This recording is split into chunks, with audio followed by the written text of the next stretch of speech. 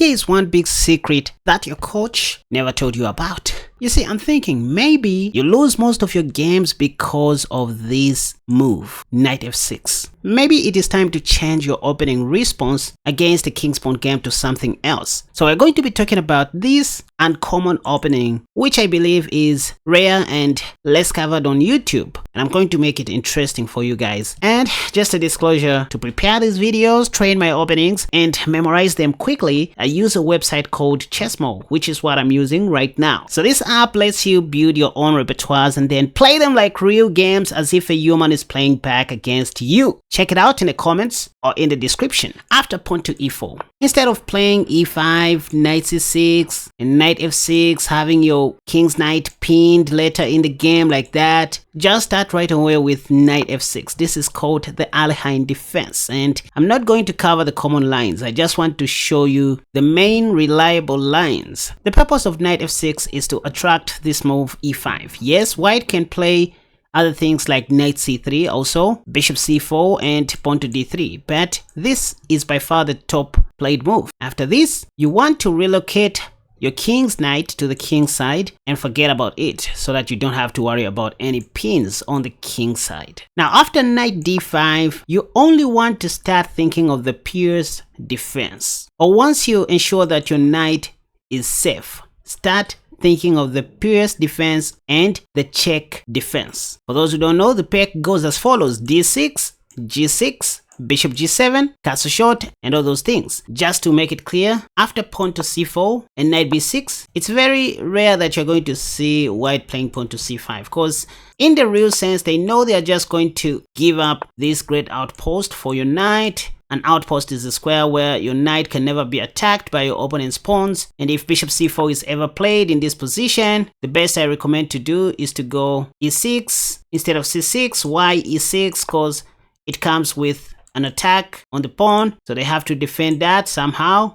And then right away you open up the center with the move pawn to d6, because you know if c takes, you have c takes, and after pawn takes, you have bishop takes. If bishop takes, you don't even have to isolate your pawn. You can just go bishop b4 and take that bishop back. If bishop d2, you first of all capture that bishop, then take with your queen on d5. But like I said, after pawn to c4 and knight b6, you won't see a lot of people attacking that knight for the second time. They play pawn to d4 here, not wanting to give you that outpost. From here, all you have to start thinking about is the perk defense, beginning with the move pawn to d6, then g6, bishop g7, and castle shot. Sometimes you don't even have to fianchetto your dark squad bishop. You can play d6 and later on involve pawn to e6. And always remember this hint in the King's Indian or perk defense structures.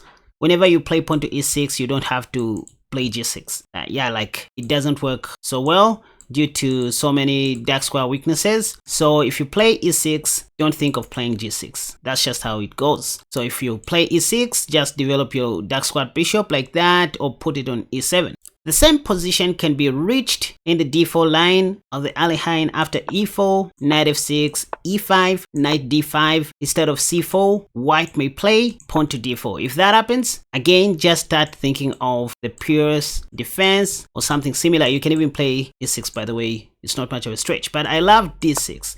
Again, if c4, you just put your knight on b6. Same stuff. We'll be thinking of the perk, and in my opinion, if you really enjoy playing the perk, you might find the Alekhine defense even more interesting, because at least you know white won't have it easy to castle long and start pawn storming on the king's side as they do in the perk. So you won't have to worry about the king's side pawn storm as in the normal PS or perk defense.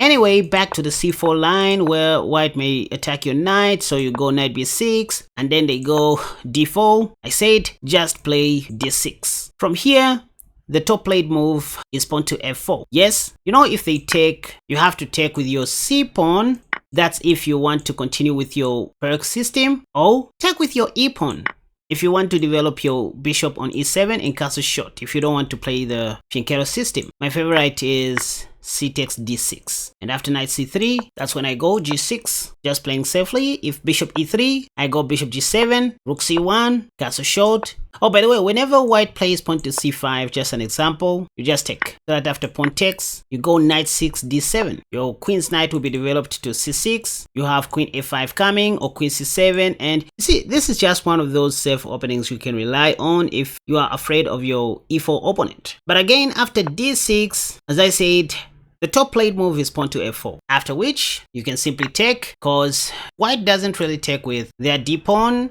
They fear that they are going to lose their right to castle, and every move you are going to start playing will come with tempo. Again, these are just pawn extensions if you think about it. If knight f3, you always have bishop g4 or bishop f5. Rapid development is what I'm talking about. White's king is still on the center, they can't castle. If knight c3, you have castle long. Say bishop d2, you have e6. Tip of the day: when you are way ahead in development, start thinking of activating your pieces to their potential squares, and 2, mess up your opponent's pawn structures. 3, trade pieces but not pawns, the minor pieces, the bishops, the knights. And 4, go straight into the end game. That's how you win these types of positions. One line that you always see, which is my favorite, is this: after d6 and f4, then pawn takes. White will always take with the f pawn.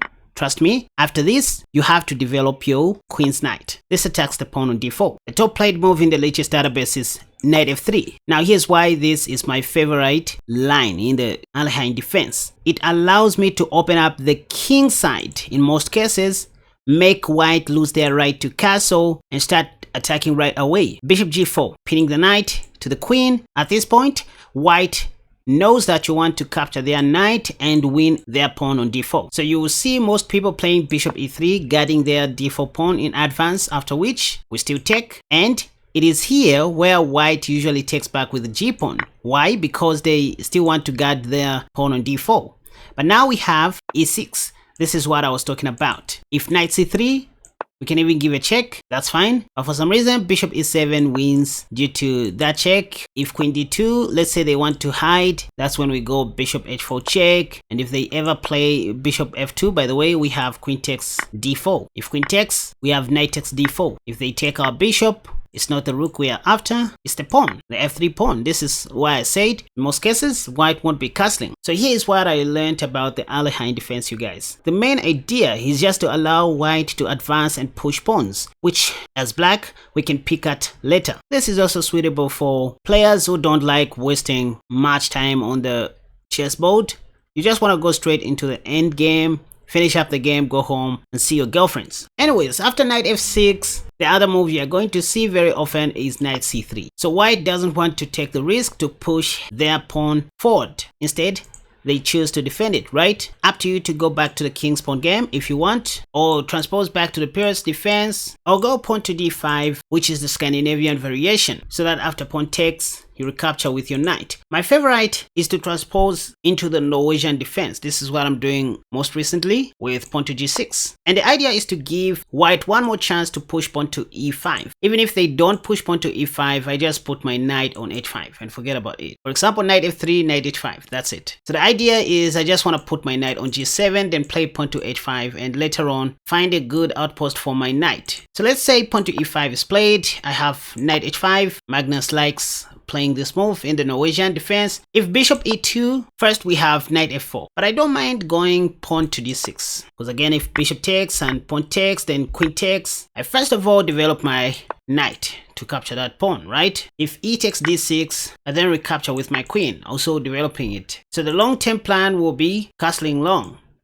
Regarding the knight h5 move, if white plays pawn to g4, I just go knight g7. The next plan will be h5 and knight f5. That'll be a great outpost for the knight. For example, if white plays d4, I go d6. If they play pawn to f4 again, that's when I go pawn to h5. If g5, now no pawn can remove my knight on this great outpost. Next, I might want to play c5, knight f3. I'll even go bishop g7, castle short. So many ideas. a5 is also playable, knight c6, so bishop g7, bishop d3, castle short. Then start focusing on this side of the board, open up the position and all that. Now listen, I know all these ideas sound complex and a lot for you to digest, but there's a way you can master all the ideas I shared in one day and forever by using the software that I'm using to analyze these games. ChessMo. This is not a paid ad, it's the truth. With ChessMo, you can build your repertoire and play it back like a real game until it becomes second nature. So put these lines on ChessMo, it'll start playing against you using the same moves, as if you're playing against a human being. And that's how I memorize tons of openings.